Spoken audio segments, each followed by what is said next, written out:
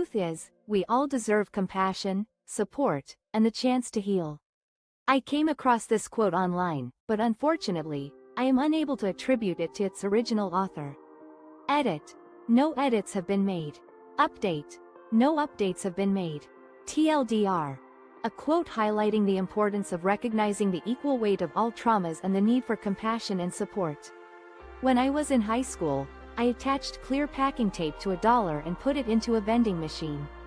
Right before the dollar went all the way in, I would pull it out, which allowed me to get a soda and 50 cents change. A kid told me how to do it, so I tried it myself. During my high school days, I discovered a clever way to manipulate a vending machine.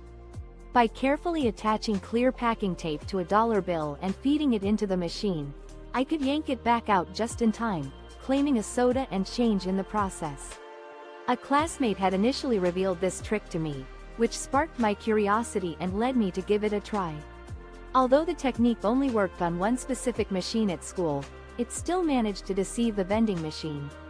My peers and I soon fell into a habit, using this exploit to collect unopened sodas, which would accumulate in the storage room until we couldn't consume them all.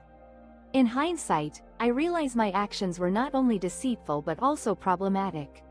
Despite knowing the consequences of my actions, I continued to participate in this scheme. Now, I'm filled with regret for ever having engaged in such behavior. Edit. The story revolves around a high school prank that went too far, involving tampering with vending machines to acquire free items. The protagonist acknowledges the wrongness of their actions and expresses remorse for their past behavior. Update. This story serves as a cautionary tale about the consequences of engaging in deceitful behavior, even if it may seem harmless at first. TL. Infertile. Woman here. I don't understand why being infertile is such a huge deal when there are millions of children and babies out there that are in need of adoption. Said what I said. I don't understand the need that some women feel to have their own blood-related child. A woman struggling with infertility expressed her puzzlement. Why is it so significant to have a child biologically related to oneself when millions of children and infants are awaiting adoption? She questioned the emphasis some women place on having their own biological child, particularly when it leads to extreme measures such as IVF, hormone treatments, and discontinuing crucial medication. To her, the physical experience of pregnancy doesn't seem to justify such drastic efforts. Edit. Thank you all for sharing your perspectives. I now feel more informed about the issue. I, 25F, just found out my husband's, 38M, latest affair is a 19-year-old girl. So maybe I don't need to worry about divorcing him after all. Maybe she is wife free for him. He told me about her last night. He was home late and slightly drunk. But he knew what he was saying. I've recently been dealt another crushing blow in my marriage. My husband's latest infidelity has left me feeling shattered, as I've just discovered he's been carrying on a relationship with a 19-year-old woman. It appears his past behavior is a trend rather than an isolated incident. Perhaps I'm not as concerned about divorce as I initially thought. Maybe I'll be his third wife after all. The conversation took place last night, after he arrived home late and slightly inebriated. Yet, despite his intoxicated state, his words still cut deep. I believe he intentionally delivered the news to cause me pain, and it succeeded in its aim. Now, I'm focused on planning my departure from this toxic relationship. While finding another partner seems a daunting task, especially given the physical challenges I've faced due to cancer, I'm determined to move forward. At least, I have the security of knowing my children will always be there for me. Any words of encouragement would be a welcome solace during this difficult time. Don't throw your gloves on the ground. Quick and simple petty revenge. I leave the grocery store this morning for my family's essentials, and as I'm loading my car, lady next to me takes off her gloves and threw them on the ground. Miss, don't litter. I'm given the sailor S. Mind your trash. A petty act of defiance. This morning, after picking up my family's groceries, I'm loading my car when the lady next to me carelessly discards her gloves on the ground. Excuse me, ma'am, I say politely, please don't litter. In response, she gives me a mock salute and gets into her vehicle. I decide to take a more creative approach to teaching her a lesson. I walk over, pick up her gloves, and discreetly slide them through her car's windshield wiper, causing a loud clunk as I slam it shut. I catch a glimpse of her growing agitated in the driver's seat, but I'm unbothered. I get into my car and drive off, leaving her to deal with the consequences of her actions. Pick up after yourselves, people. My GF broke up with me and called me a psychopath for killing people in GTA 5 Friday at 7 p.m. My GF came home and she sat next to me while I was playing GTA 5 on my PS4. I got cocky because someone was watching me, so I started banging people, driving over them, making all sorts of a disheartening incident. Last Friday evening at 7 p.m., my girlfriend arrived home and sat beside me as I played Grand Theft Auto 5 on my PlayStation 4. Feeling a bit carefree with an audience, I started to get involved in the game's storyline, indulging in violent scenes where my character would harm and kill other characters. I was joking around, taking the game's narrative as entertainment. Unfortunately, my girlfriend took it differently. She appeared visibly upset, which caught me off guard. She bluntly called me a psychopath and stated that I needed professional help. She then left my home, and we haven't spoken for over a week. I'm left with the uncertainty of how to bridge the gap between her reaction and my intentions. I genuinely want her to know that I'm sorry for my thoughtless behavior, and I didn't mean to cause her any distress. Edit: I'm trying to find ways to make amends with my girlfriend. If you have any advice or suggestions, I'd greatly appreciate it. Update: I've reached out to her, and we've had a brief conversation. She's still upset, but we're working on communicating our feelings and trying to move forward. TLDR: my girlfriend got upset when my husband wants to eat mashed potatoes and gravy off my chest. LMAO, so I made pork chops, mashed potatoes with mushroom gravy for dinner, and now my husband is asking to eat mash and gravy off my titties. I thought he was joking, but man is serious. Should I let him? Side note: my husband has a peculiar craving to indulge in a plate of comfort food, mashed potatoes smothered in rich mushroom gravy, and he wants me to serve it directly to him from a rather unconventional location. I burst into laughter when my husband requested to have mashed potatoes and gravy served off my breasts. At first, I thought he was teasing, but his determination suggests he's completely serious. Should I humor his unusual request? By the way, we've been experiencing a bit of a lull in our intimate activities lately due to our newborn's arrival. Edit: I didn't anticipate this post would gain so much attention. Your comments have been hilarious, and it's wonderful to see my husband enjoying the spotlight. I'm having trouble containing my laughter, and I'm grateful that we can all share a laugh about this. AITA for refusing to do matching names with my future twins. I, 33M, am a future parent to 2 twin boys. Me and my wife have recently been deciding names for our twins, and my wife wants them to be matching. I said I don't like the idea. I have a twin sister who I match. Am I the asshole for opposing the idea of matching names for my future twin boys? As a soon-to-be father at 33, my wife and I have been debating names for our upcoming twin sons. My wife is drawn to the idea of matching names, but I've expressed my reservations. Growing up as a twin myself, I had a constant companion in my twin sister, and we often shared everything, including clothes and accessories. It got old for me. I believe it would be good for our kids to have some individuality, letting them decide when and if they want to dress alike or have matching interests. My wife finds it adorable, but I've suggested that we avoid the matching names and only consider coordinating their interests, such as picking out matching Halloween costumes. However, my wife is still opposed to the idea, and my mother-in-law is advising me to reconsider. Surprisingly, my sister has sided with me on this matter. Am I in the wrong for opposing matching names for my future twin sons? Edit: some people might point out that having matching names is just a fun aspect of having twins, and it doesn't necessarily have to be a bad thing. Perhaps we can find a compromise that works for both me and my wife.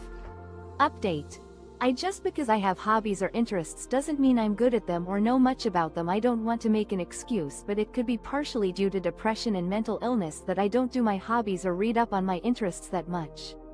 But yeah, don't expect. It's essential to differentiate between having interests and being proficient in them. Just because I engage in various hobbies doesn't imply that I'm skilled or well-versed in those areas. My lack of participation in hobbies and reading about my interests might be partly attributed to depression and mental health struggles. However, it's crucial not to make assumptions about my abilities based on my interests.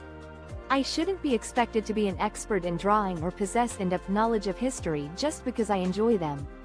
Similarly, don't assume I'm a genius in math solely because I have some familiarity with it. In reality, I'm just an average person, possibly even below average in certain aspects. Edit. My messages seem to be having issues, and I appreciate the recognition I've received, whoever it was. Your kindness means a lot to me.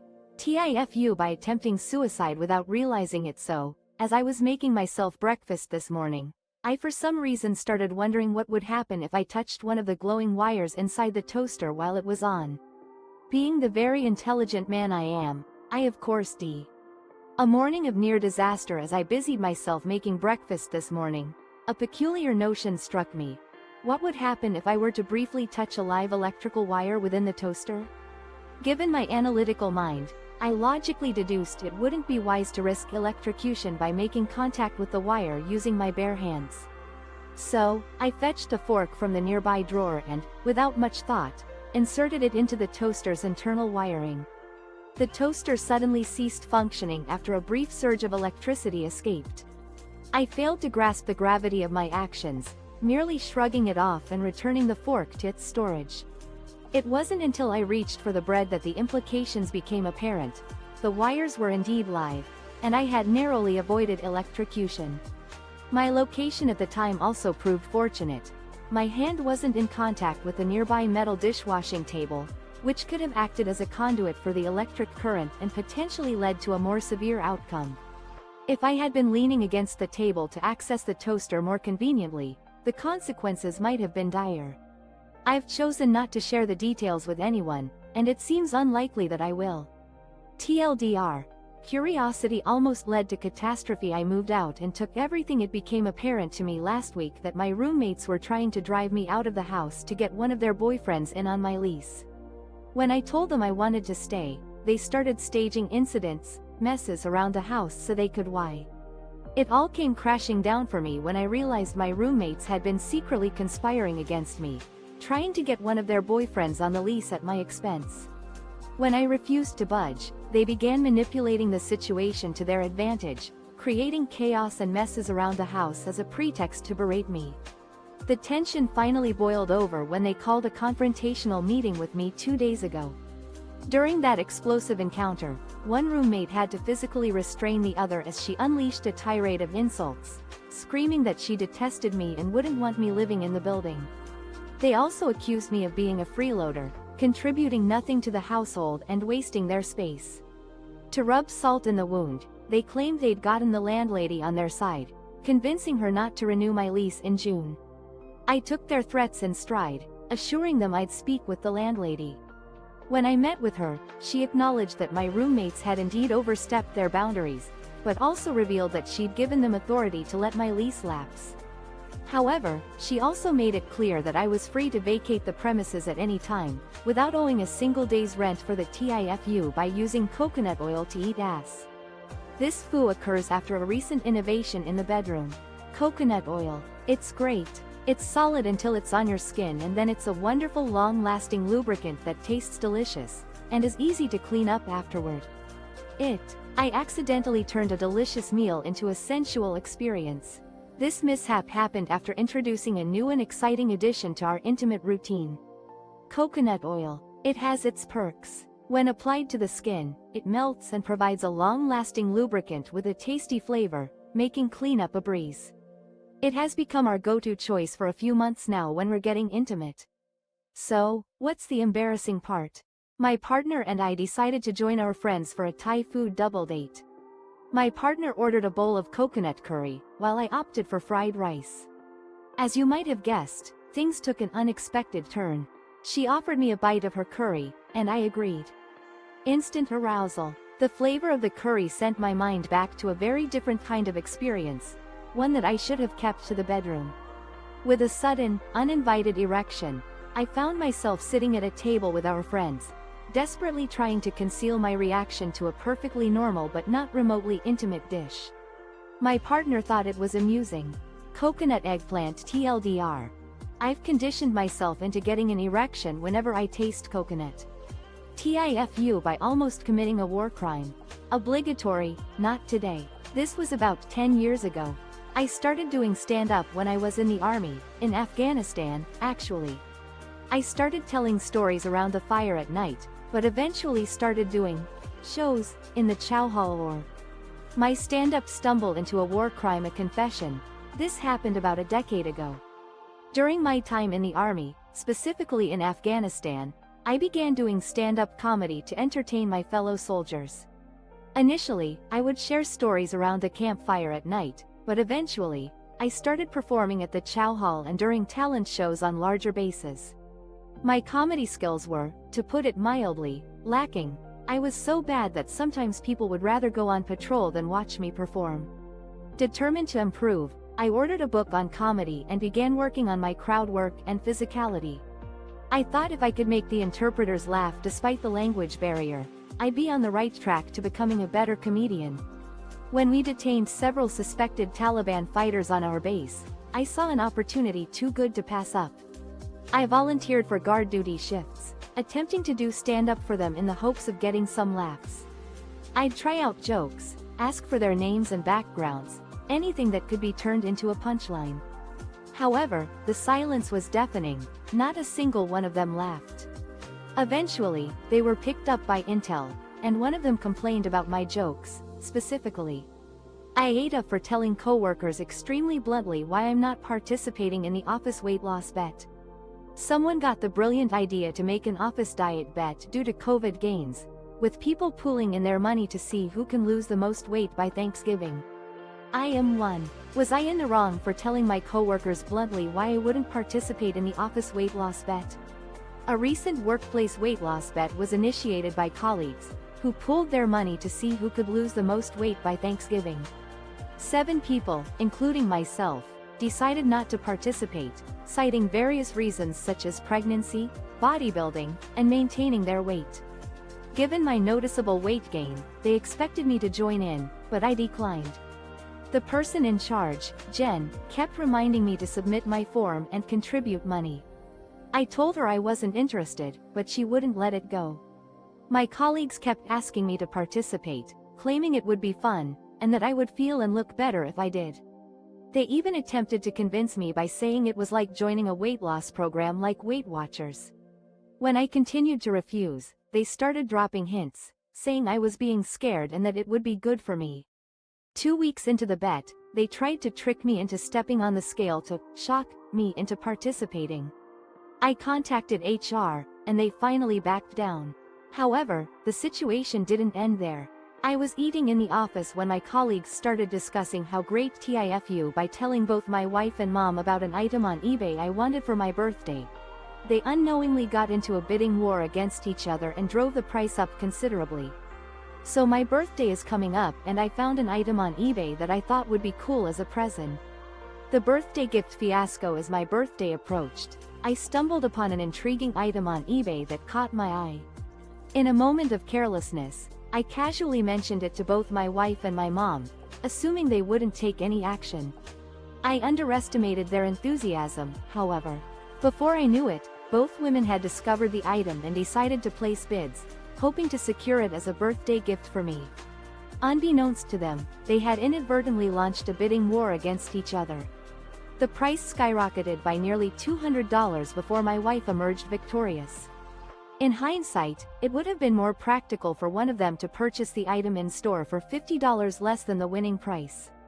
As I received the gift, I couldn't help but laugh at the unexpected turn of events that had unfolded. TLDR. I mentioned to both my wife and mom about an item on eBay I thought would be nice for my birthday. They unknowingly got into a bidding war against each other and drove the price up considerably. AITA for kicking out one of my bridesmaids for showing up in the wrong dress? My 23F wedding was back on Saturday, December 31st, and I'm still getting backlash from this, so I want to know if this was an move. In the country I live in it's currently winter, and we get a FA. Was I an overreactor for ejecting one of my bridesmaids for wearing the wrong dress at my winter-themed wedding? It's been a few days since my 23F wedding on December 31st, and I'm still facing backlash from this incident. I'd like to know if I overstepped my boundaries by removing one of my bridesmaids for not adhering to the dress code. Given my location's harsh winter climate, I chose a winter-themed wedding with a forest green and gold color scheme. My white wedding gown and bridesmaids' forest green dresses perfectly complemented the theme, while my MOH's black dress added a touch of elegance. Everyone was required to wear gold accessories to complete the look. I had a friend, whom I'll refer to as Kat, who I asked to be one of my bridesmaids.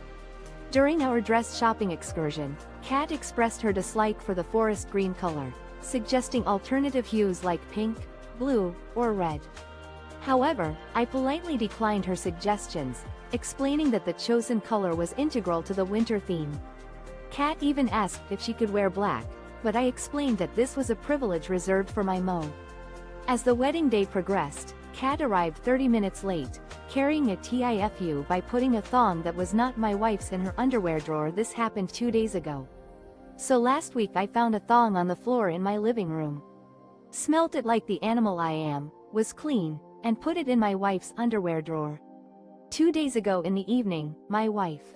I just had the most epic fail, and it's all because of my curiosity and poor judgment. It started a week ago when I stumbled upon a thong in my living room floor. Since it smelled clean, I couldn't resist the urge to investigate further and put it in my wife's underwear drawer. Fast forward to 2 days ago, when my wife discovered the thong in her drawer while getting ready for a bath. She immediately confronted me, asking where it came from. I tried to brush it off by claiming it must have fallen from the laundry basket, but she was furious. As I tried to explain the situation, it became clear that she was extremely skeptical of my story. I couldn't blame her. I was starting to doubt my own explanation. To make matters worse, I had a female friend over a week ago, and we had a beer together. I sent her a picture of the thong and asked if it belonged to her. To my surprise, it did belong to her, and we were both puzzled as to how it ended up in my living room. We eventually came up with a possible explanation. Static electricity from the dryer might have caused it to get stuck to her clothing. However, when I tried to share this explanation with my wife, I think my boyfriend has been drugging me to make me forget things.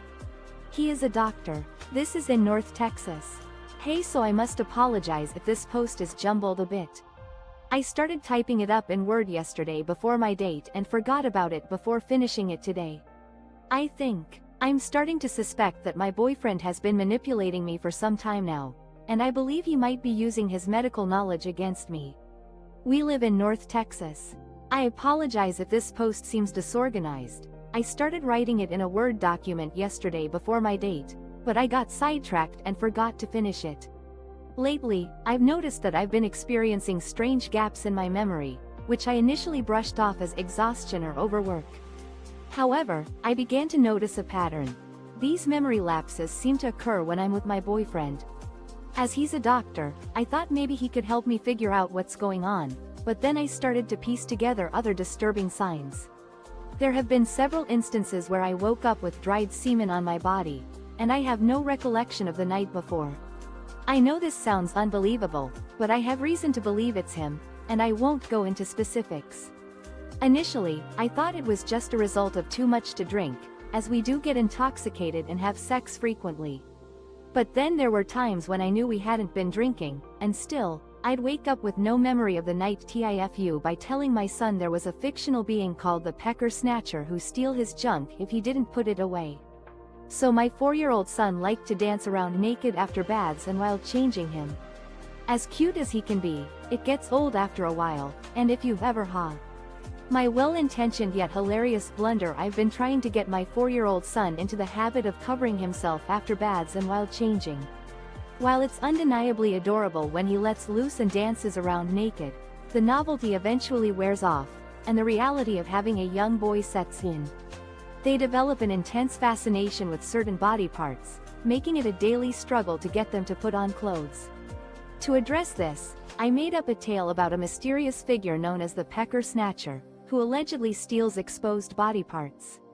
My son looked at me with skepticism, but I insisted that it was the truth, even going so far as to claim that the pecker snatcher had already gotten his sister. He bought the story and quickly put on his pants. However, things took an unexpected turn when my son and his sister started to elaborate on this fictional character. They conjured up an image of a man carrying a basket full of pilfered peckers and weaving an entire mythology around the pecker snatcher. I was initially amused by their creative spin on the story, but my joy was short-lived, as my son began sharing this fantastical tale with his grandparents and teachers. Now my boyfriend, 35M, drugged me, 26F, with Benadryl because we got into an argument before our road trip and he wanted me to sleep the whole time. Update. Posted on Throwramer1 if anyone sees this, due to the 48-hour rule. Just wanted to go ahead and post and let y'all know I'm okay. Update 2. Here was the post that got removed. Holy shit, y'all. I haven't been on Reddit since I posted my original here and I did not expect this. I had to make an extra account with similar name to post because of the 48-hour thing, but I know a lot of people were genuinely worried about me, so I wanted to go ahead and post an update. Sorry if that's not allowed. Thank you guys so much. I can't even believe the response I got. I ended up calling my brother and telling him about it and asking him how I should handle it, and he got in his car to come get me before I even finished telling him what all had happened. Him freaking out more than anything else made me realize that I wasn't overreacting. I didn't tell my boyfriend I was leaving until my brother was parked on the street and I just walked out with a few things.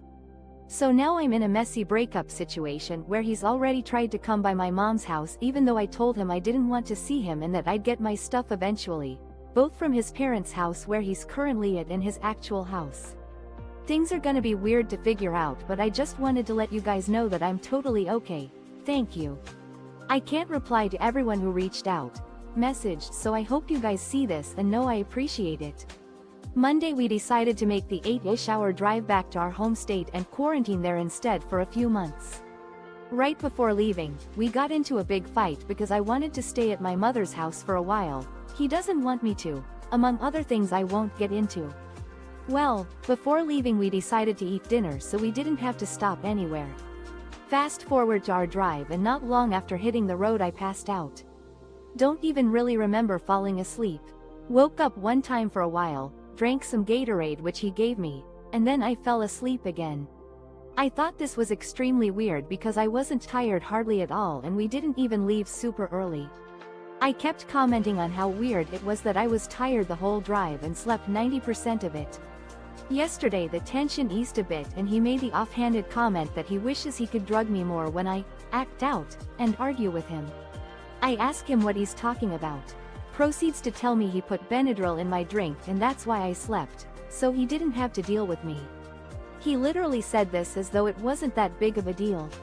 I'm still reeling from the conversation and completely floored. I don't know if I'm overreacting or not, but something tells me I'm not, and it's extremely fucked up to put medicine in drinks. I don't know what to do TIFU by calling my cat a fucking rat bastard in front of my online middle school students. So I'm a middle school teacher and my district is fully online, going back to in person soon though. I was teaching my class like normal when out of the corner of my eye, I saw.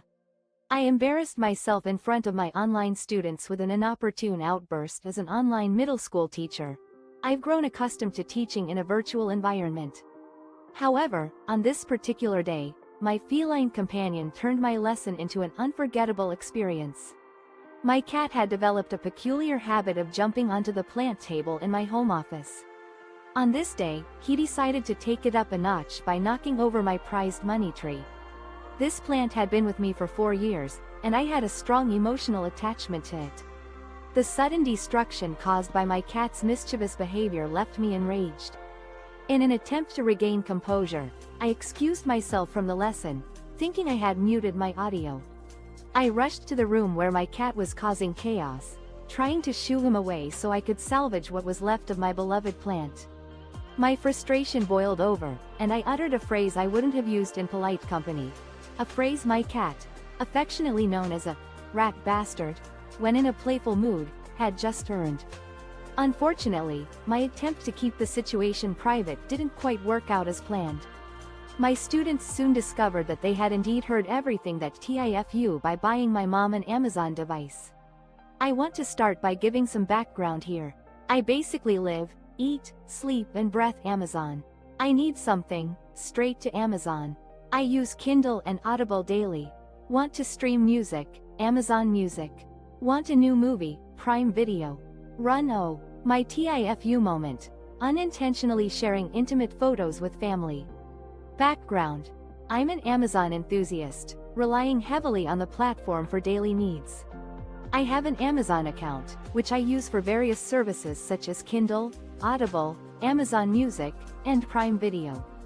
The convenience of having everything in one place is great, but it sometimes leads to mistakes. When looking for a solution to store photos, I discovered the Amazon Photos service, which offers free unlimited storage for Prime members. Since I'm a Prime member, I saw it as an opportunity to take advantage of this perk. I enabled the feature to automatically upload my phone's photos to Amazon Photos, thinking it was a convenient way to organize my memories. On my mom's birthday, I decided to get her a Fire TV stick, which I thought would be a great gift since she didn't have a smart TV. I purchased the device and was excited to see her enjoy it. However, I soon realized that I had made another mistake. When my mom set up the Fire TV stick, it signed into my Amazon account without asking for a password, displaying my personal photos on the TV. I had no idea that this could happen, and I was about to find out the consequences TIFU by wearing an ill-fitting bra to hook up the wonderful guy, 27M, that I've, 27F, been seeing for the past few months invited me to come over to his place last weekend. Let's call him Gardening Club Guy. So I spent a day before plucking, prepping and GE. Hooking up fails. The time I wore a bra that was 2 sizes too small. I recently had a rather interesting experience with Gardening Club Guy, a 27-year-old guy I've been seeing for a few months. He invited me